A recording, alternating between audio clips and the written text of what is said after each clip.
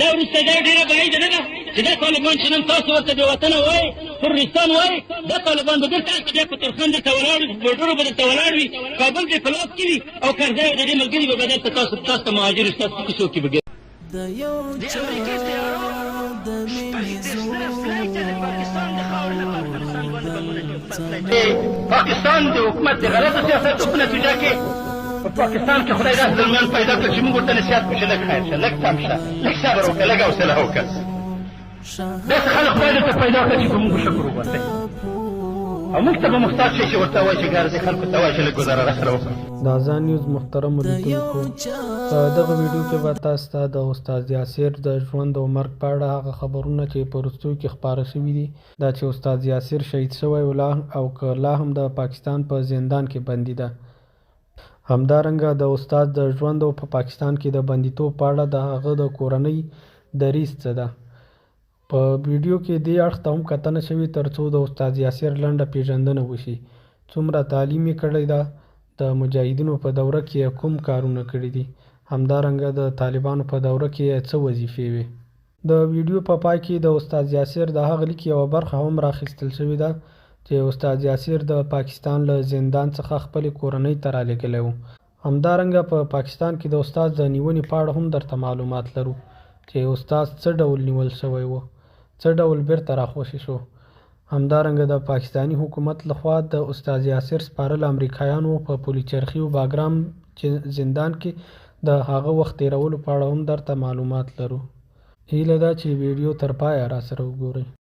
لیوانی شوم دنگا یارستا لغمستا پتما دیر ستومان وم پو ارمان وم چیریت لمستا پتما لیوانی شوم دنگا یارستا لغم. د ازان نیوز محترم لیدونکو السلام علیکم. په یو نوې خپرونه کې درته ښه راغلاست وایم. د استاد یاسر د ژوند موضوع یو ځل بیا راپورته شوه دا چې استاد یاسر شهید شوی ده او که ژوندی ده تر اوسه دا دقیق معلومات هیچاته هم نشته حتی د هغه کورنۍ او نږدې خپلوانو ته او د استاد یاسر تر ټولو مشر زوی عمار یاسر هم لا په دې نه ده خبر چې پلار یې شهید شوی ده او که نه تر اوسه هم بندي ده. دغه موضوع یو ځل بیا راپورته شوه. په ټولنیزو رسنیو کې د ډاکټر عبدالکریم تڼیوال په نوم د اسلامي امارت د یو ملاتړي لخوا د استاد یاسر د ژوند موضوع یو ځل بیا راپورته شوه.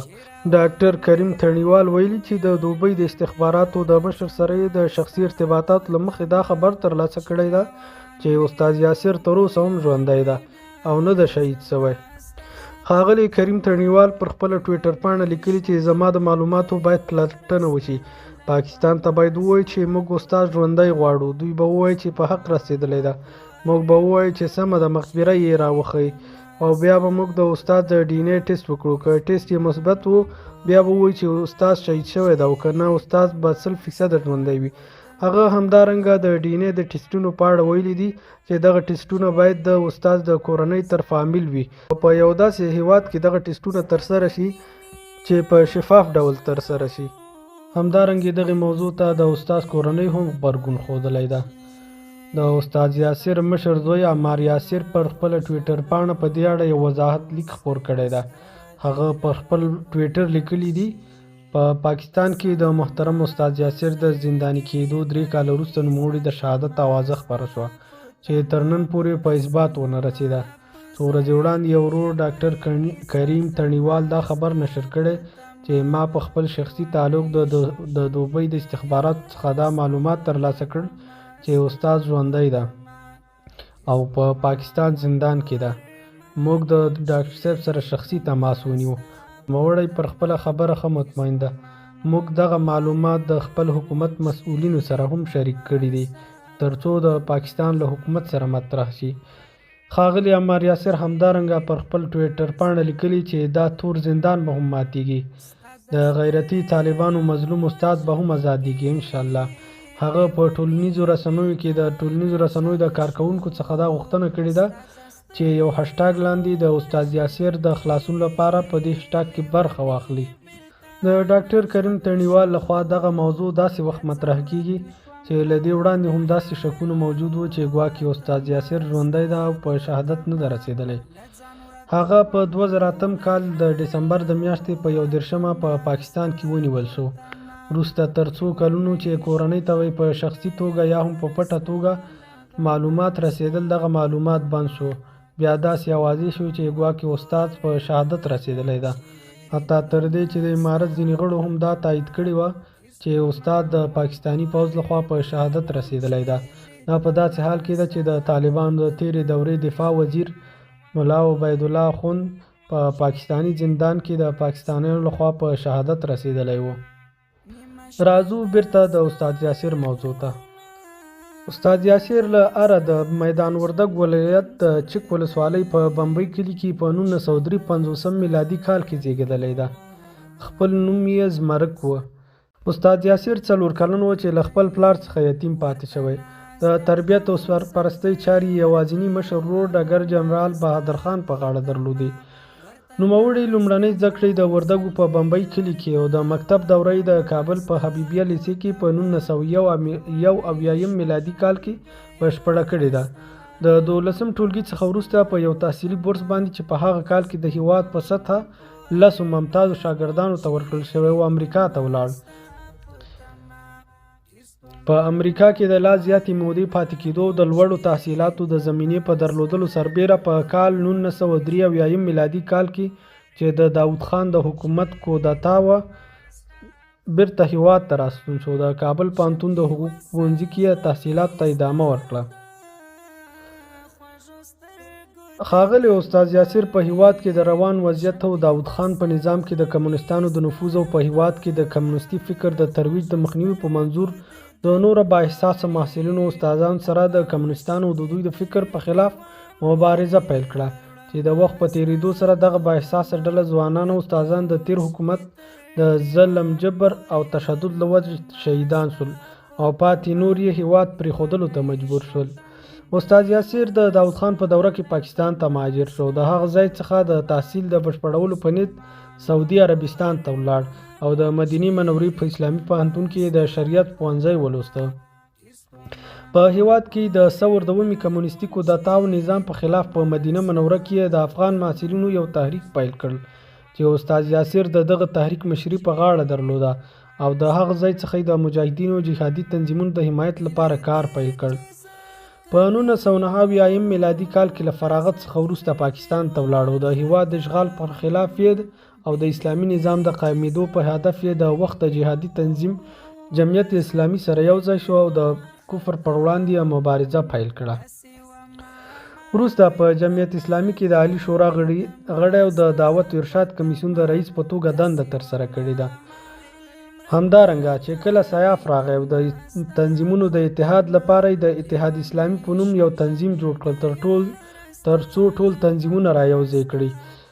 ښاغلی استاد یاسر په دغه تنظیم کې د استاد سیاف معاون و، خو وروسته دغه تنظیم استاد سیاف ته د یو جدا تنظیم په نوم پاتې شو او نور تنظیمونه بیرته پاتې شول. استاد یاسر د سیاف په مشرۍ د اتحاد اسلامي افغانستان معاون شو. بیا وروسته د اجرایي شورا غړی او د سیاسي کمیټې رئیس په توګه دندې اجرا کړل. نوموړي جهادي تنظیم اتحاد اسلامي افغانستان په نمایندګۍ د امریکا، جرمني، سویس، سودان او خلیجي هیوادونو په شمول په ډېرو هیوادونو ته سفر کړی و او په نړیوالو کانفرنسونو کې د مجاهدینو په نمایندګۍ شرکت کړی و. په 1988 میلادي کال کې د مجاهدینو په جلاوطن او بوري حکومت کې د دعوت ارشاد وزیر هم پاتې شوی و. استاد یاسر د سیاسي او دعوتي کارونو ترڅنګ د سنگر د مجاهدینو د احوال پرسۍ او نظامی جهاد سره د مینې په خاطر په هغه وخت کې د جهاد ګرمو سنګرو ته هم تلو. هغه په 1980 کال کې د ننګرهار په شینوار ولسوالۍ په نازیانو کې د روسانو په یو ښخ کړل شوي مین زخمی شو.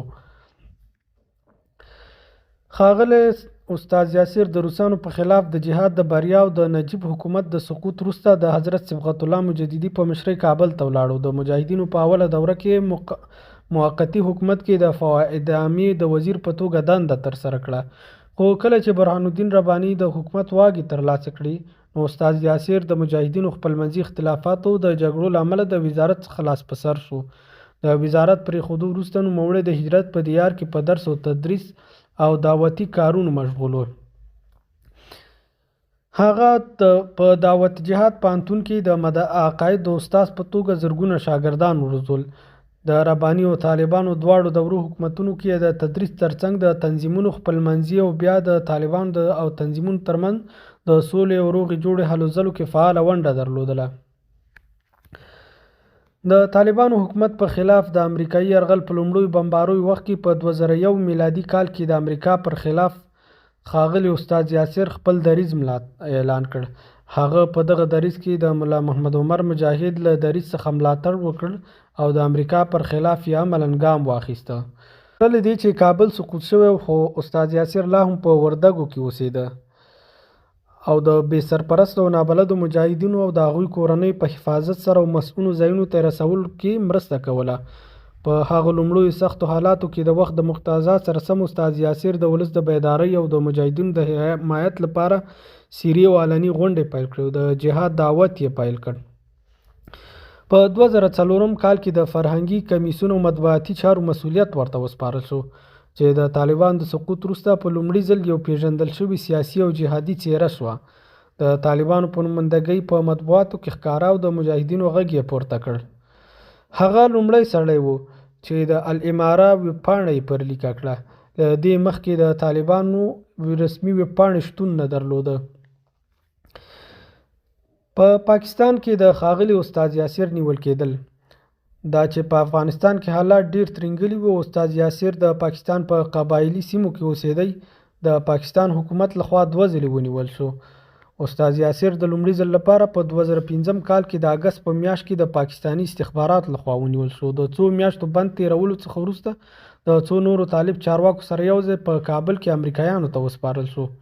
نوموړی د کابل په امنیت زندان پل چرخي محبس کې د 20 میاشتو بند تیرولو وروسته د یو ایټالوي بندي په بدل کې د 4 نور طالب چارواکو سره یو ځای د 2000 کال مارچ په میاشت کې تبادله او د مجاهدینو سره په هلمند کې میشت شو.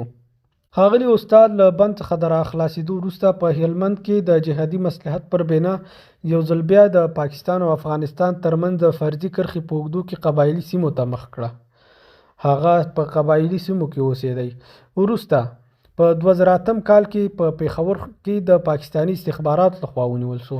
د نیولو وروسته تر 1 کال پورې د نوموړي احوال د یو غیر رسمي لارې د هغه کورنۍ او متعلقینو ته رسېده او د ژوند او صحت څخه اطمینان ترلاسه کېدی.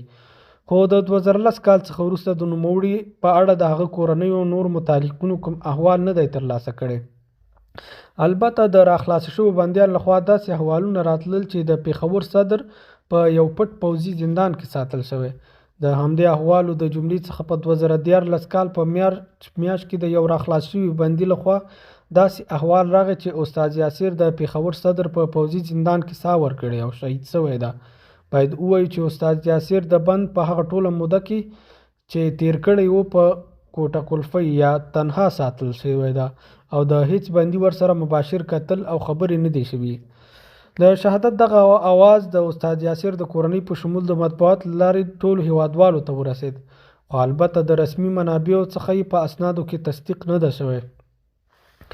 په پاکستان زندان کې د استاد یاسر د شهادت اوازې په اړه د افغانستان اسلامي امارت هم په هغه وخت کې یو اعلامیه خپره کړې وه چې د دې پیښې په اړه وضاحت ورکړي. خو دا چې دغه موضوع لا هم ډاډمنه نه وه چې ګواکې استاد په شهادت رسېدلی یا هم بندي ده. ښاغلي استاد یاسر په لومړي دوره کې خپل کورنۍ ته ځینې لیکونه هم رالېږلي دي. په خپلو لیکونو کې خپلو زامنو قریبانو ته توصیې کړې دي. همدارنګه په ځینو لیکونو کې خپل ځینې لیکلي اشعار هم رالېږلي دي. ښاغلي استاد خپلې کورنۍ ته په یو لیکلي لیک کې لیکلي: زه خو د مصیبت د ځای نه ټولو کافرانو او د هغوی مزدورانو ته اعلان کوم چې څه مو په وس پوره وي مه یې سپموئ. لاس مخلاص د خپلو شیاطینو خدایانو سره هم مدد وغواړئ او بیا ټول مکر او فریب په کار واچوئ. د موږ په عزم اراده او ایمان کې تزلزل نشي راوستلی. هغه همدارنګه زیاته کړې: الله تعالی به زموږ انتقام ترېنه په دنیا او آخرت کې اخلي. الله به خپلو صالح مؤمنانو ته فتح ورکوي. زما له خوا ټولو مجاهدینو ته دا مشوره ده چې د فتح په نیت د جهاد نه کوي بلکې د قربانۍ په نیت د جهاد وکړي، چې ځان مال اولاد ټول د الله تعالی په لار کې قرباني کړي. څوک چې ډیره قرباني ورکړي هغه به ډیره ګټه وکړي.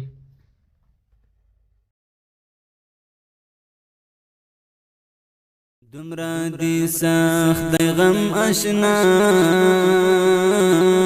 چه گزارا نکیگی بلا سلگیو لزانا بلا چارا